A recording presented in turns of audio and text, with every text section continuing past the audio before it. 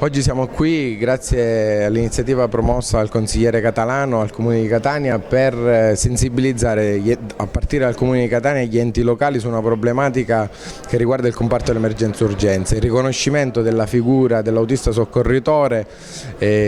come figura specialistica nel comparto dell'emergenza urgenza per dare dignità a un settore ma soprattutto per dare certezza della qualità del servizio svolto. Oggi da qui, dal Comune di Catania, lanciamo un appello al Governo della Regione affinché all'amministrazione locale, e lo faremo in tanti altri comuni, affinché in un tavolo Stato-Regione col Ministero della Salute si possa riconoscere davvero questa figura. Tante regioni l'hanno fatto, a partire dalla Campania e dalla Basilicata. Vogliamo che questa diventi una battaglia per un comparto dei lavoratori che dal basso arrivi alle istituzioni e quindi che ben venga il nostro contributo soprattutto nell'atto di indirizzo per il governo regionale.